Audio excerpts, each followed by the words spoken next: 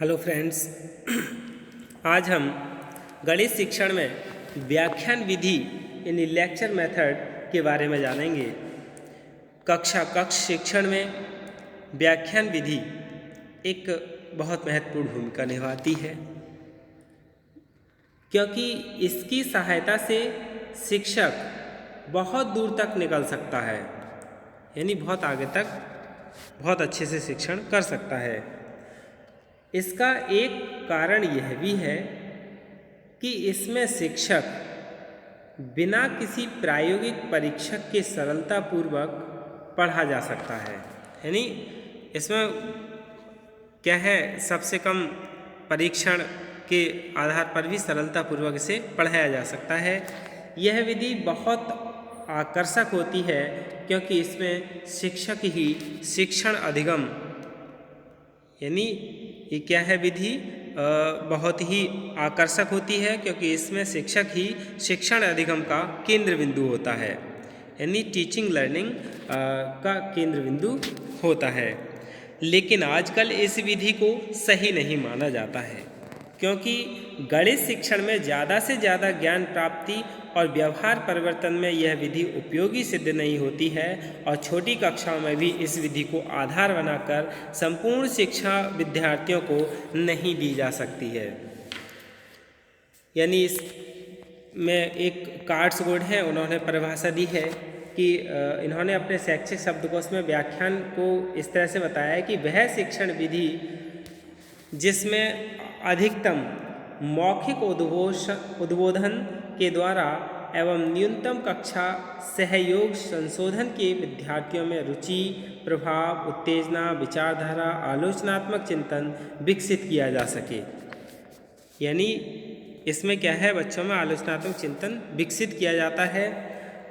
इसके लिए सहायक रूप में मानचित्र, चार्ट, किसी अन्य दृश्य सहायक सामग्री का प्रयोग किया जा सकता है। ए instructional procedure by which the lecture sought to create interest, to influence, stimulate or mold opinion, to promote activities, to impart information or to develop critical thinking, largely by the use of verbal message with a minimum of class participation. Illustration, maps, charts or other visual aids may be employed to supplement the oral techniques। यानी quarter good ने बताया कि जो भी शिक्षण अधिगम है, व्याख्यान विधि है, इसमें इलिस्ट्रेशन यानी उदाहरण है, चार्ट है और मैप है, इसके आधार पर इन्हें अच्छे से अधिगम कराया जा सकता है। इसके आधार पर व्याख्यान विधि के 4 आधारभूत लक्ष्य होते हैं। वो 4 आधारभूत लक्ष्य क्या हैं? यानी प्रेरित करना, सबसे पहले तो टू मोटिवेट, फिर स्पष्ट करना यानी टू क्लियर। व्याख्यान विधि में सबसे मोटिवेट किया जाता है, फिर स्पष्ट किया जाता है किसी चीज़ को, फिर टू रिव्यू, उसे फिर दोहराया जाता है, और फिर क्या है, विस्तृत करना यानी टू एक्सप्लेन, किसी भी चीज़ को व्याख्या करके यानी स्पष्ट करके भी उन्हें व्याख्यान किया जाता है, विस्तृत किया जाता है। व्याख्यान विधि को भाषण विधि भी कहते हैं। यह शिक्षक केंद्रित होती है। ये कैसी होती है? शिक्षक केंद्रित होती है। और यह भाषण विधि भी इसे कहते हैं, क्योंकि इस विधि में पूरी तरह से केवल शिक्षक ही सक्रिय होता है और विद्यार्थी केवल मूक श्रोता यानी पैसिव लर्नर की तरह शिक्षक का भाषण सुनते हैं।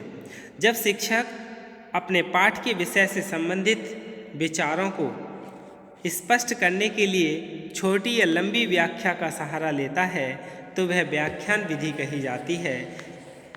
शिक्षक स्थिति व परिस्थिति को ध्यान में रखकर अपने व्याख्यान को छोटा या बड़ा कर सकता है। यानी जो शिक्षक पढ़ा रहा होता है वो स्थिति या परिस्थिति को देखकर अपने भाषण के लिए, अपने व्याख्यान के लिए छोटा या बड़ा कर सकता है, जिससे समय व धन की बचत होती है और कम से कम समय में ज़्यादा से ज़्यादा विद्यार्थियों को एक साथ ज्ञान प्रदान किया जा सकता है।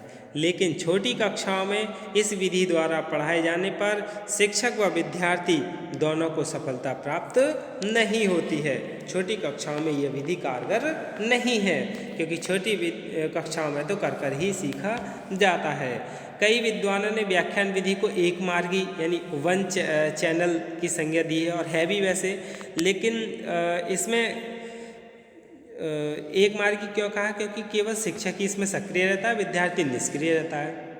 कक्षा कक्ष में शिक्षक व विद्यार्थियों के बीच होने वाली जो अंतःक्रिया है वो समाप्त हो जाती है, और कक्षा में नीरसतापूर्ण माहौल उत्पन्न हो जाता है। यानी व्याख्यान विधि द्वारा विद्यार्थियों को अनुक्रिया करने के अवसर प्राप्त नहीं हो पाते, और ना ही विद्यार्थियों को कोई प्रेरणा मिल पाती है। कई बार विद्यार्थी को अरुचि होने पर यानी इंटरेस्ट न होने पर वह भी व्याख्यान सुनना पड़ता है।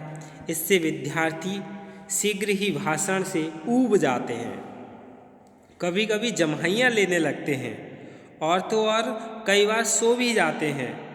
व्याख्यान विधि में कई सारे पक्ष हैं, ज्ञानात्मक पक्ष है, भावात्मक पक्ष है। वैसे दो ही पक्षों का प्रयोग इसमें होता है, क्रियात्मक पक्ष का इसमें नहीं होता है। तो व्याख्यान विधि में ये याद रखना चाहिए कौन कौन से पक्ष हैं। एक है भावात्मक पक्ष। कौन सा? भावात्मक पक्ष, जिसे बोलते हैं अफेक्टिव डोमेन। दूसरा है ज्ञानात्मक पक्ष। कौन सा? ज्ञानात्मक पक्ष। बस एक ही पक्ष का इसमें नहीं होता है, कौन से का? क्रियात्मक पक्ष का। वो लर्निंग बाय डूइंग यानी उसमें करके सीखा जाता है, इसमें ऐसा नहीं है। अब हम जानेंगे व्याख्यान विधि का प्रयोग करते समय सावधानियाँ। यानी व्याख्यान विधि का यदि आप प्रयोग कर रहे हैं तो आपको किन किन चीज़ों से सावधानी रखनी चाहिए वो पता होना चाहिए। प्रोसीजर यूजिंग लेक्चर मेथड यानी प्रिकॉशंस, क्या क्या सावधानियाँ हैं? शिक्षक को व्याख्यान देने से पहले उसका समय निश्चित कर लेना चाहिए कि किस समय वह व्याख्यान देगा। शिक्षक को व्याख्यान देने वाले प्रकरण का पूर्ण ज्ञान होना चाहिए, यानी जिसका भी वह व्याख्यान दे रहा है उसका पहले उसका पूर्ण ज्ञान कर लेना चाहिए। शिक्षक को व्याख्यान देते समय मुख्य बिंदुओं को ध्यान में रखना चाहिए, यानी जो भी व्याख्यान जिस चीज़ पर दे रहा है उन बिंदुओं को ध्यान रखना चाहिए। फिर शिक्षक को व्याख्यान देते समय किसी पुस्तक या नोट्स का प्रयोग नहीं करना चाहिए। व्याख्यान देने में किसी नोट्स या बुक का या जो भी आप लेकर जा रहे हैं उसका प्रयोग नहीं करना चाहिए, क्योंकि इसे देखकर जब आप बोलेंगे तो भाषण इतना प्रभावी नहीं होता है। जो भी भाषण या व्याख्यान विधि है उसमें ऑरली यानी मौखिक रूप से ही आप अच्छे से दे सकते हैं, वही क्या है प्रभावशाली होता है। व्याख्यान विद्यार्थी की रुचि व मानसिक स्तर को ध्यान में रखकर दिया जाना चाहिए। मान लो कक्षा 6 का बालक है, आप उसे बहुत उच्च कोटि का भाषण दे रहे हैं, ऊंची क्लासों का, मान लो इंटर लेवल का या ग्रेजुएशन लेवल का, तो बच्चे का जो मानसिक स्तर है उसको ध्यान में रख करके ही उसे व्याख्यान या भाषण देना चाहिए। व्याख्यान देते समय शिक्षक की भाषा कैसी होनी चाहिए? सरल, स्पष्ट, रोचक और उदाहरण वाली होनी चाहिए। व्याख्यान के समय शिक्षक व विद्यार्थी के बीच अनुक्रिया होनी चाहिए। यदि कोई व्याख्यान कर रहा है, भाषण दे रहा है, तो छात्रों को भी इसमें कुछ पूछते रहना चाहिए, यानी उसमें अनुक्रिया होनी चाहिए। व्याख्यान देते समय उपयुक्त शिक्षण सामग्री यानी टीचिंग एड और मटेरियल का प्रयोग करना चाहिए। जो जो चीज़ का उपयोग कर रहे हैं, जैसे मान लो 100 बच्चों की एक कक्षा है, उसके लिए साउंड की ज़रूरत होती है, तो ये सब शिक्षण सहायक सामग्री कक्षा में होनी चाहिए। व्याख्यान इतना लंबा नहीं होना चाहिए कि विद्यार्थी ऊब जाएं, यानी वो जम्हाइयाँ लेने लगें या वह सुनना ही बंद कर दें या कक्षा से जाने के लिए तैयार हो जाएं। ऐसा माहौल नहीं बनाना चाहिए। व्याख्यान औपचारिक न होकर अनौपचारिक होना चाहिए। फिर है व्याख्यान विधि के गुण। व्याख्यान विधि के गुण जान लेते हैं क्या है। मेरिट ऑफ लेक्चर मेथड, ये विधि आसान यानी कन्वेनियंट व आकर्षक होती है। ये विधि आसान है क्योंकि इसमें कुछ करना तो होता नहीं है, बस आए और सामने खड़े हुए और बोलना शुरू, यानी व्याख्यान या भाषण देना शुरू। कोई भी एक शिक्षण बिंदु ले लिया, उस पर बोलते रहें। इसमें ना ही ब्लैक बोर्ड का सहारा लिया जाता है, ना ही कुछ करके दिखाया जाता है, इसमें सिर्फ भाषण दिया जाता है। और क्या है इसके गुण? यह विधि आर्थिक दृष्टि से, यानी ये जो विधि है आर्थिक दृष्टि से अत्यधिक उपयोगी है, क्योंकि इसमें प्रयोग, प्रदर्शन व उपकरण की आवश्यकता नहीं होती है।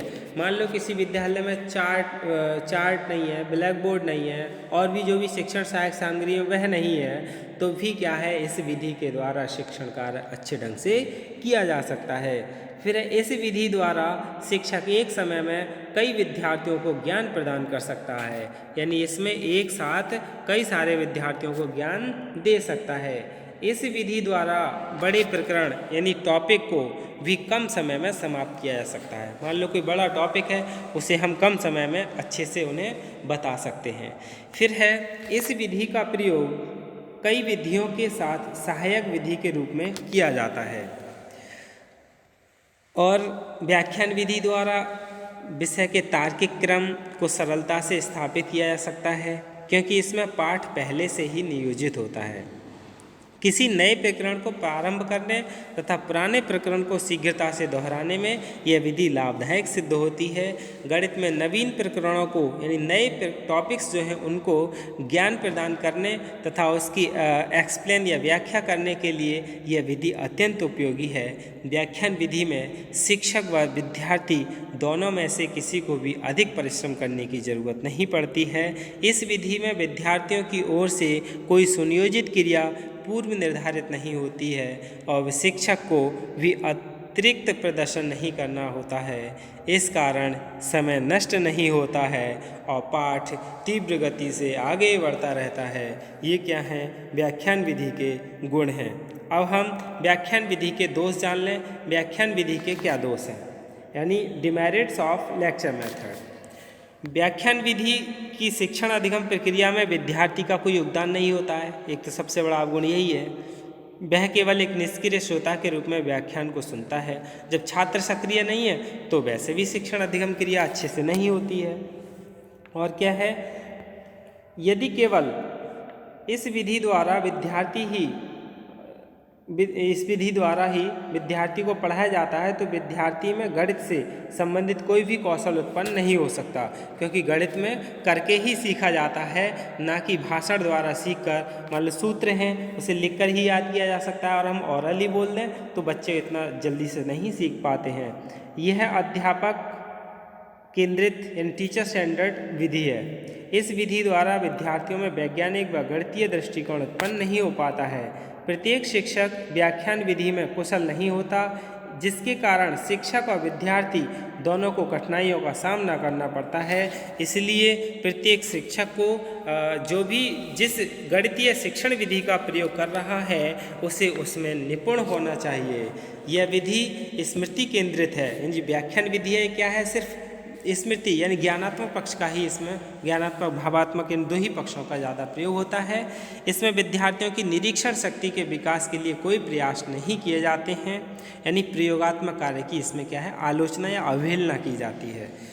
और इस विधि द्वारा स्वतंत्र चिंतन, खोज, अन्वेषण शक्ति को प्रोत्साहन नहीं मिलता है, क्योंकि स्वतंत्र सोचेगा कहाँ से, सामने बोलने वाला तो बोलता ही जा रहा है, उनकी बातों को सीख रहा है, समझ रहा है। यानी ये एक प्रभुत्ववादी विधि है। इस विधि में कार्य करके सीखने का कोई स्थान नहीं है। इस विधि की गति तीव्र होती है, विद्यार्थी को विषय वस्तु को समझने में कठिनाई होती है। यह विधि छोटी कक्षाओं के लिए उपयोगी नहीं है, क्योंकि विद्यार्थियों का पूर्णतः मानसिक विकास नहीं होता है। और इस विधि में प्रयोगात्मक क्रियात्मक पक्षों यानी कार्यों का महत्व नहीं दिया जाता है, जिसके कारण बालकों की तार्किक शक्तियों का विकास नहीं हो पाता है।